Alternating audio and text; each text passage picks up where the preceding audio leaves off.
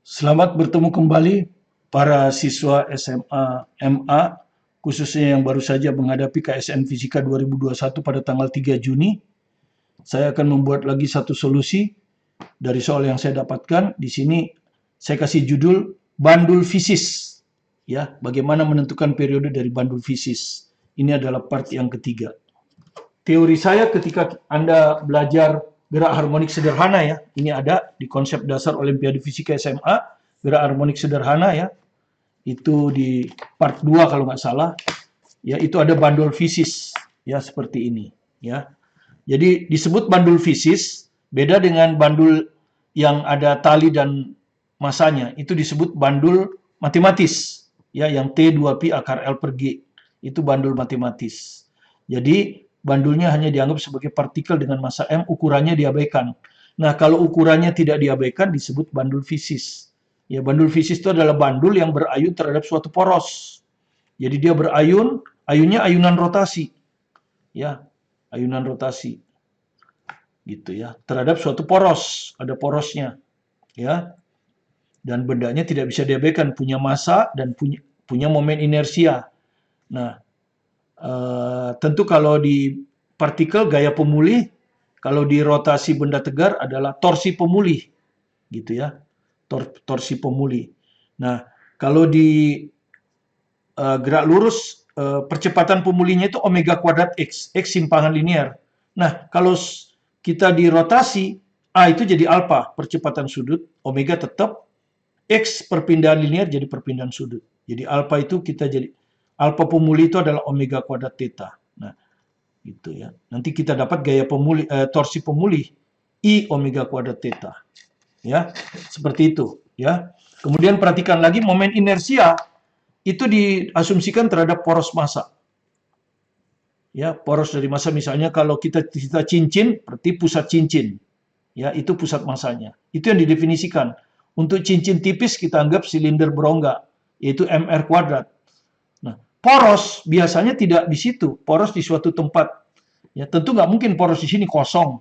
Nah, di sini porosnya diambil di sisinya ini. Maka kita harus menggunakan hukum I sama dengan I pusat massa plus MD kuadrat. Nah, itu saja yang perlu Anda perhatikan ya. Oke, saya baca soalnya sekarang. Ya, sebuah cincin tipis, nah ini maksudnya cincinnya. Jadi cincinnya tipis, ketebalannya diabaikan. Kan Anda sudah belajar kan, kalau momen inersia cincinnya tebal, Anda biasanya kan cincin itu tebal. Ya, kalau tipis kan ringan sekali. Nah, tebal kan, ada jari-jari dalam, ada jari-jari luar. Maka momen inersianya adalah terhadap pusat ya, setengah M R1 kuadrat tambah R2 kuadrat. Nah, kalau dia tipis atau berongga, R1 itu sama dengan R2. Sama dengan R. Jadi kalau kita masukkan ke sini, momen inersia akan sama dengan setengah M, R kuadrat tambah R kuadrat. Jadi akan sama dengan MR kuadrat. Nah inilah momen inersia cincin tipis, dianggap silinder berongga. Di sini kita, tapi ini terhadap pusat massa ya. Sebuah cincin tipis bermassa M, jadi massanya M ya. Ya. Dipasang pada titik O, yang terletak di salah satu sisinya. Jadi kita pasang. Tentu kalau kita punya cincin begini, pasang kita taruh begini, langsung dia tegak lurus kan. Nah, seperti itu. Jadi kalau kita seperti ini, ya. Ya, jadi porosnya di sini, bukan di sini. Ya, porosnya di sini. Sehingga nanti kita harus hitung kan, I pusat massanya, ya toh? I poros, I terhadap poros, itu sama dengan I pusat massa ditambah MD kuadrat. Nah, I pusat massanya tadi MR kuadrat kan. Nah, ditambah M, D itu jarak dari poros ke pusat. Nah, jarak dari poros ke pusat ini kan R. Ya, jadi MR kuadrat. Jadi I di sini, I terhadap poros O ya, itu adalah 2MR kuadrat. Ini yang kita pakai nanti di torsi. Bukan yang ini, bukan yang ini ya. Oke, itu yang pertama. Ya. Nah, kemudian kalau begini kan cincinnya, ya cincinnya tidak akan berputar, tidak akan berayun, ya. Nah, supaya berayun kita kan gitu kan, kita inikan, kita simpangkan dengan sudut theta begini kan ya, ke sana kan, sudut theta. Kita simpangkan ke sana kan, sehingga dia di sini. Jadi kalau kita lihat dia akan seperti ini, yang biru ini kan nanti posisinya kan seperti yang biru ini. Lingkarannya sudah berubah kan? Ya, begini. Yang biru ini. Ya, dengan diameternya yang ini. Pusat masanya sekarang di sini. Pindah. Kalau Anda lihat, maka harus ada yang begitu kita lepas dia kan berayun. Ya kan? Berarti harus ada torsi pemulih. Ya, harus ada sigma torsi pemulih. Nah, Anda belajar sigma torsi itu ada asalnya kan? Pertama asalnya harus kita cari. Kemudian rumusnya. Kan gitu. Nah, kalau rumus kan ini. Sigma torsi itu rumusnya kan, kalau rumus nih ya, kan I kali alfa. Ya, momen inersianya sih ini udah tahu. Nah, alfanya ini, alfa pemulih, tadi sudah kan? Kalau di gerak linear, A pemulih itu omega kuadrat X. Kan gitu.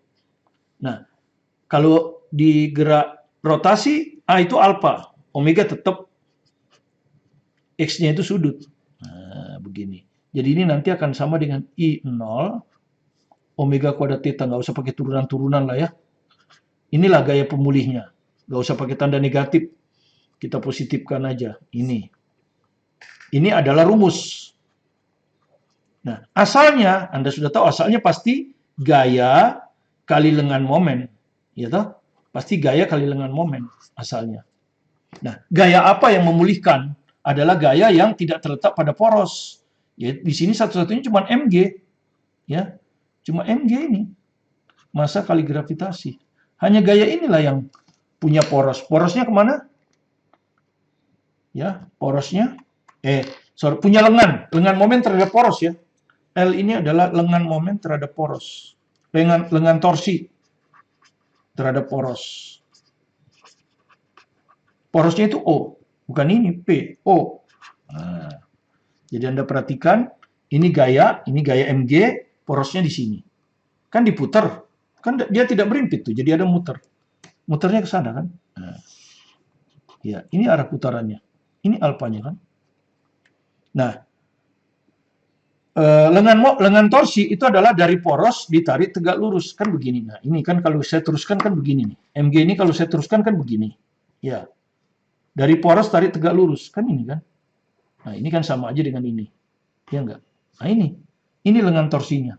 Nah, itu lengan torsinya itu. L-nya itu ini. Berapa ini? Anda lihat segitiga ini. Ya, kalau dibesarkan kan gini. Segitiga ini, kalau dibesarkan kan gini.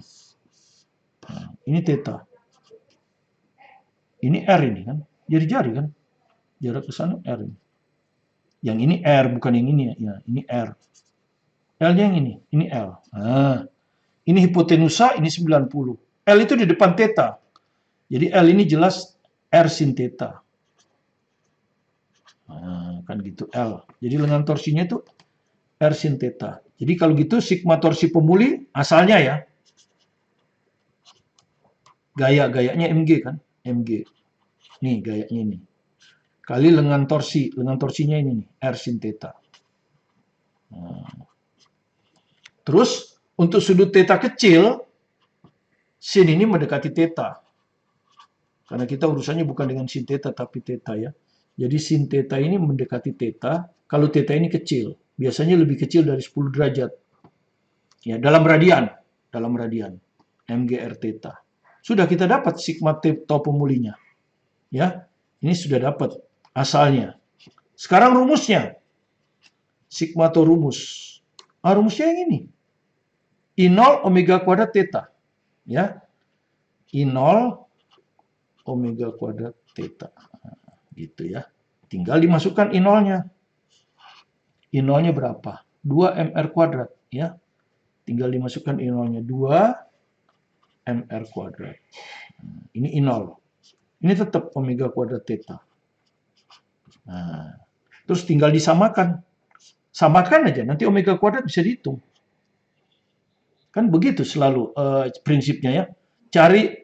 Kalau bandul fisis, carilah torsi asal yang menyebabkan dia pulih, berayun. Kembali ke titik seimbangnya kan, kembali ke titik seimbang di sini. Kan begini. Nah, Mg, gitu. Yang menyebabkannya Mg. Kali lengan torsi. Cari lengan torsinya. Apa itu lengan torsi? Dari poros tarik tegak, lurus gaya. Nah, ini sama dengan ini. Kalau sudah dapat, samakan dengan rumus. Bagaimana rumusnya? I0 kali alfa. Oh, ini adalah poros ya. I poros kali omega kuadrat theta. Samakan, selesai. Dapatlah periodenya. Itu prinsipnya. Ya. Jadi kalau kita samakan, apa yang kita dapat? Ya, ini dulu ya. 2mr kuadrat omega kuadrat theta. Sama dengan mgr theta. mgr theta. Nah, tetanya bisa dicoret. Masanya bisa dicoret. Nah, maka omega kuadratnya bisa dihitung. Yaitu sebelah kanan sisa gr, sebelah kiri 2r kuadrat. Jadi kalau Anda lihat, omega adalah sama dengan akar. R-nya bisa dicoret 1. G per 2R. Yang dicana periode. Periode kan tinggal 2pi akar, dibalik kan. G per 2R jadi 2R per G. Nah, nanti tinggal masukkan angkanya ya. Saya nggak tahu R-nya berapa di sini. Kalau dalam angka, G biasa 9,8. Cuman jari-jarinya saya nggak tahu berapa ini. Ya, tapi bisa dihitung lah. Nanti pi-nya kan tinggal pencet kalkulator ya. Jadi seperti itu ya. Ini bandul fisis. Jadi sekali lagi Anda perhatikan, bandul fisis itu kita simpangkan ini. Ini kita simpangkan. Maka dia akan kembali. Begini ya. Bandul fisis karena benda kita adalah cincin. Cincin bukan materi. Bukan partikel. Beda dengan ini.